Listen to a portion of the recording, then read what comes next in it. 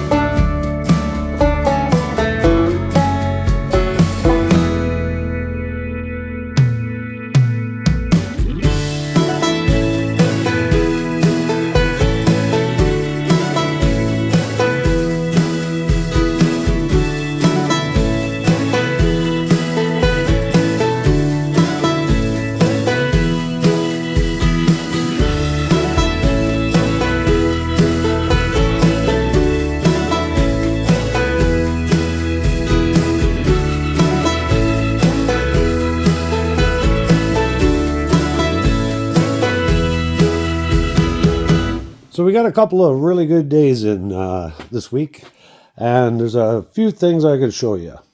The firewall is all welded. The A pillar is all welded. The B pillar is welded in place. The posts to both B pillars are welded in place. The bulkheads are now welded in place. The rear brackets are completely welded to the tubs now, both sides, as well as the back deck area.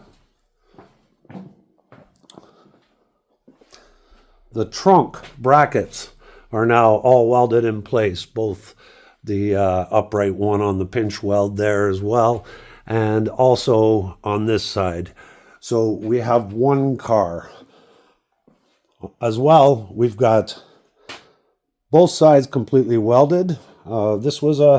This one hasn't been cleaned up whatsoever, but all the seam welds or stitch welds, whichever you want to call it, are done.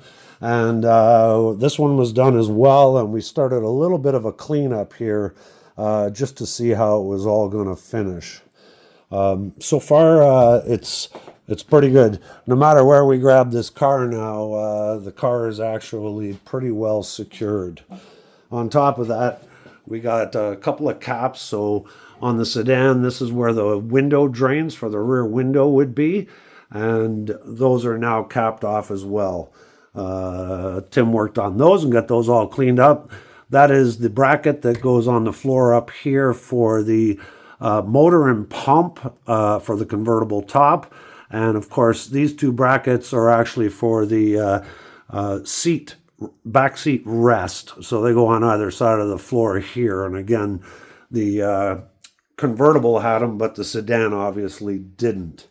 So the car is actually showing a lot more promise now because the jobs are going to be a little more straightforward.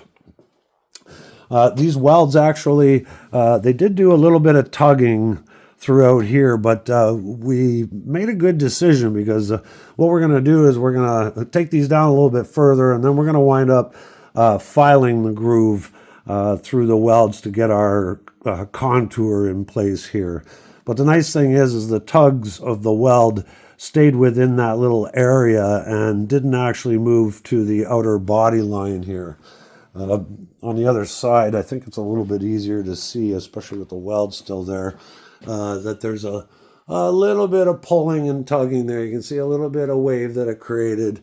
But again, it's all within that groove there. So we'll get as much of it done in metal finish, of course, and then a little bit of filler just to smoothen everything out when we get it all together. We've got a couple of big jobs ahead of us. The trunk deck, where we shaved it across the bottom edge, we are going to be using a body glue, to put the inner and outer skins together, as well as the there's a trim left from where it was seamed. But anyways, we have that figured out. It's just a bit of a job, and the boys are actually all over this. They're going to make a wooden jig to clamp it in. After we get that fit, so we know where this is, then of course we still have to move this rail out about 1/4 of an inch to match that, because of the taper that the convertible trunk deck had or has, that the sedan didn't. So that side has to be done, and of course this side also has to be brought in as well. We have a little bit of repair work to do around that top portion of the trough, but that is one of the big ones. And then of course we still have this giant opening where there is no quarter panel anymore. And like I'd said before, we've got a bit of a trick up our sleeve for that, and you'll be finding out about that soon enough. It was a real good day. Now that we're back to full strength, Mitch is back from his vacation, and we motored now. Now we finally put the measuring tape down, and that certainly is helping to accelerate things. We took the final measurement.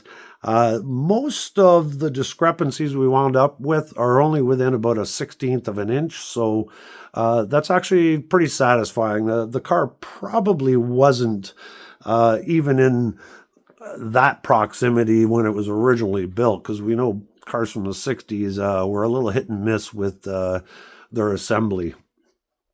On top of that, my little pointer I've been showing you here is one of the first pieces that I'm going to reveal that we got back from our buddy Richie. He's been getting these parts painted, so this is actually the color red that the dash and all our interior pieces are going to be. It's a quite nice looking piece. Thanks again, Richie. Appreciate all your time, brother. And we have a couple more things on the go. We have more pieces over to Peter that are being plated. And actually, we're going to be dropping a few more off. So we got a little more heavy work to get done here. Those panels have to be welded in on the side of the car before we can lift the body back off the frame, get it back on the rotisserie, and then start with all the final work that needs to be done on the cockpit area, the bottom of the floor. Of course, there's still undercoating underneath the car from original, actually, undercoating. We get that all cleaned up, and we will have pretty close. The frame's going to blow apart really fast. We're going to get the engine out, got to take the engine apart, got to strip all the suspension. There's a lot to do, but a lot that goes a lot faster when it's a little more what we consider straightforward work. So thanks for watching, and we appreciate everybody who comes around. I got a little bonus I'm going to sneak in here right now because somebody forgot something. So as added little bonus, we got some new t-shirts this week, and the boys got theirs, I got mine, and Mitch decided to forget his in the shop today. So these are class in the front, ad in the back, and since Mitch decided to leave his behind, I'm going to give it away. So the first person who comments on the video, name 3 cars or vehicles that are on our channel, put it in the comments, and we're going to send you Mitch's shirt. No charge to you. We pay for the shipping. We pay for the shirt. Just an added bonus. Sorry, Mitch. Take care. We'll see you soon.